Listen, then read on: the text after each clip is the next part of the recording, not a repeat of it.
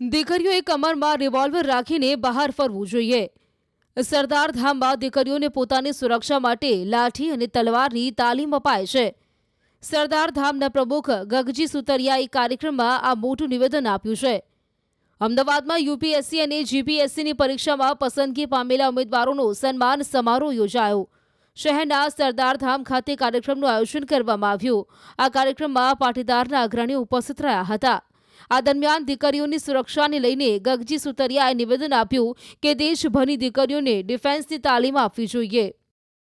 ઇઝરાયલની જેમ એક વ્યક્તિ ભારતની અંદર એને ડિફેન્સની ટ્રેનિંગ આપવામાં આવે, એક વ્યક્તિ પોતાનું રક્ષણ અને દેશનું રક્ષણ કરવા માટે આપણી સમાજની નહીં સમગ્ર દેશની દીકરીઓ બહાર શોપિંગમાં જતી હોય તો એના કમરે રિવોલ્વર લટકતી હોય છે। સાહેબ,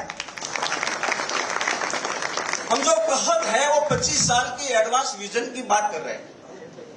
इजराइल એવી રીતે ડેવલપ બાય ટેકનોલોજી શા માટે એક વ્યક્તિ ટ્રેનિંગ લીધેલી છે ડિફેન્સ, એક વ્યક્તિ આપણે જોઈ રહ્યા છીએ, બાંગ્લાદેશ જોઈ રહ્યા છીએ, પાકિસ્તાન ઓલી બાજુ વિષયાંતર નથી કરવું, ટૂંકી જ વાત કરી, બધું જોઈ રહ્યા છીએ અને અંદર હું હાલી રહ્યું છે દેશમાં એ બધું જોઈ રહ્યા છે। આ બધાને કેન્દ્રમાં રાખી અને ફરજિયાત લશ્કરની તાલીમ આપવી જોઈએ। અહીંયા આપણી દીકરીઓને લાઠીની તાલીમ અને તલવારની તાલીમ આપવામાં આવે છે। ગગજી સુતરિયાના નિવેદનને લઈને સરદાર ધામના ઉપપ્રમુખ જસવંત પટેલની પ્રતિક્રિયા સામે આવી। તેમણે ગગજી સુતરિયાના નિવેદન સાથે સહમતિ દર્શાવી। કહ્યું, દરેક સમાજના દીકરા દીકરીને સ્વરક્ષા કરવાનો અધિકાર છે।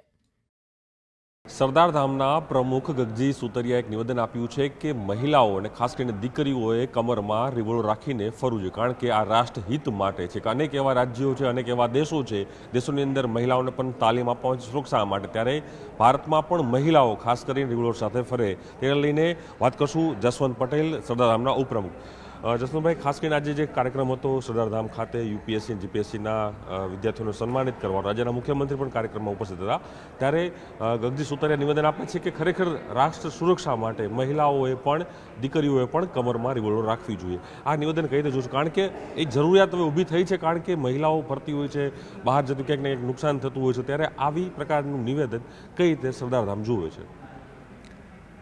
સરદાર ધામ એ મિશન 2026 અંતર્ગત પોતાના એક નિર્ધારિત કરેલા લક્ષ્યબિંદુઓ સાથે કામ કરી રહ્યું છે। કોઈપણ વ્યક્તિ અથવા તો કોઈપણ સમાજ અથવા તો દેશના વ્યક્તિઓ સેલ્ફ ડિફેન્સની તાલીમ મેળવે એમાં કશું ખોટું નથી। અને હું માનું છું ત્યાં સુધી માત્ર પાટીદાર સમાજ નહીં પણ દરેક સમાજના દીકરા દીકરીઓએ પોતાની સ્વરક્ષા કરવા માટેનો એક અધિકાર છે। તો અધિકારના ભાગરૂપે ધારો કે એ પોતે જાતે ટ્રેનિંગ લે અથવા તો કોઈ સમાજ એને ટ્રેનિંગ આપવા માટેની સુવિધા ઊભી કરે અથવા તો વ્યવસ્થા કરે, તો હું માનું છું ત્યાં સુધી એમાં કંઈ પણ ખોટું નથી। અને વર્તમાન સ્થિતિની અંદર ગમે અથવા તો ભવિષ્યની અંદર જ્યારે પણ કોઈપણ પ્રકારની એવી સ્થિતિનું નિર્માણ થાય તો એમાં પોતાનો સ્વબચાવ કરી શકે એવા શુભ આશયથી આ પ્રકારનું અમારા ગગજીભાઈ સુતરિયાજીએ જે સ્ટેટમેન્ટ આપેલું છે, જો સેલ્ફ ડિફેન્સથી આપણો બચાવ થતો હોય તો હું માનું છું ત્યાં સુધી, અને ઘણા બધા વિશ્વની અંદર ઘણા બધા દેશોની અંદર આ પ્રકારની તાલીમ આપવામાં આવે છે। ઇવન ભારતની અંદર પણ ઘણા બધા સમાજો આ પ્રકારની તાલીમ આપતા હોય છે। એટલે હું માનું છું ત્યાં સુધી આ તાલીમ આપવાથી આંતરિક સુરક્ષાની અંદર 100% એમાં સહકાર મળશે।